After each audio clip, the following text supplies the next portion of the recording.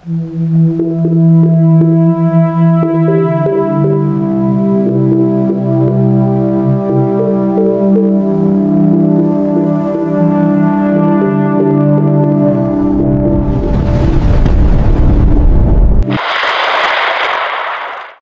po ang pinakahuling update tungkol sa Bagyong Paulo. Huling namataan ng bagyo sa layong 265 kilometro silangan ng Baler, Aurora. Taglay nito ang lakas ng hanging umaabot sa 100 km/h at may pagbugso na 145 km/h. Kumikilos ito pakanluran sa bilis na 20 km/h. Dahil sa patuloy na paglakas, isa na itong severe tropical storm. Dahil sa paglapit ng bagyo, nakataas ang signal number 2 sa mga sumusunod na lugar. Southern portion ng mainland Cagayan, northern portion ng Quirino, northern portion ng Nueva Vizcaya, southern portion ng Apayao, Abra, Kalinga, Mountain Province, Ifugao, northern portion ng Benguet, central at southern portions ng Ilocos Sur, Gregorio del Pilar, San Esteban, Banayoyo, Cervantes, Burgos, Candon City, Santa Lucia, Santiago, Lidlida, Nagbukel, Suyo, Sigay, Galimuyod, Quirino, San Emilio, Alilem, Sugpon, Tagudin, Santa Cruz, Santa Maria, Narvacan, Salcedo. Northern portion ng Aurora. Sa mga lugar na ito, asahan ng hanging may lakas na 62 hanggang 88 km/h.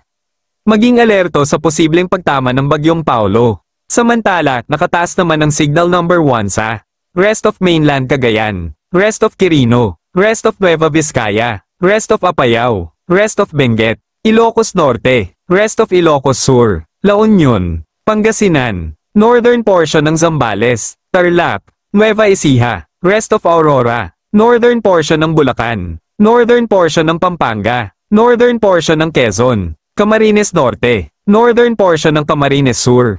Asahan sa mga lugar na ito ang hanging may lakas na 39 hanggang 61 km/h. Maging alerto sa paglapit ng Bagyong Paulo na posibleng tumama sa kalupaan sa mga susunod na oras, lalo na sa Isabela o sa hilagang bahagi ng Aurora. Asahan ang pagtaas ng signal number 3 sa mga lugar na ito. Pinaghahanda na ang mga kababayan natin sa posibleng pagtama ng bagyo ngayong umaga. Base sa ating pagtaya, ang Bagyong Paulo ay maaaring tumama sa Isabela at dadaan sa Mountain Province, Ilocos Sur, o sa mga kalapit na lugar. Maging alerto dahil maaaring magbago ang daan ng bagyo. Posibleng bumaba ito at dumaan sa Aurora, Quirino, Nueva Vizcaya, Benguet, at La Union.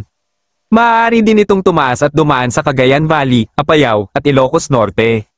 Kaya't ang lahat ng ating kababayan sa Luzon ay pinapayuhang maging alerto. Dahil sa Bagyong Paulo, mayroon ding heavy rainfall warning sa Isabela, Quirino, at Aurora, kung saan inaasahan ng 200 mm o higit pang pag-ulan. Samantala, 100 hanggang 200 mm na pag-ulan naman sa Cagayan Valley, Kalinga, Mountain Province, Ifugao, Benguet, Nueva Vizcaya, at Nueva Ecija.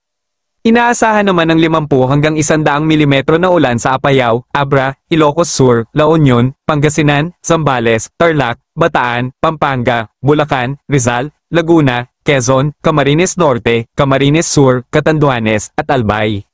Kaya't ang mga nasabing lugar ay pinaghahanda sa malalakas na pag-ulan at hangin. Manatiling alerto at maging updated sa mga bagong ulat panahon.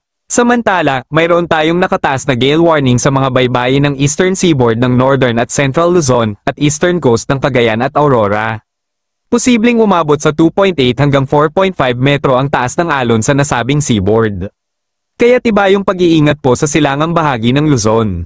Ingat po mga kababayan, at yan po muna ang pinaka-latest nating update sa bagyong ating minomonitor. Mahalaga ang kaligtasan. Palaging tandaan na maghanda at makinig sa mga babala.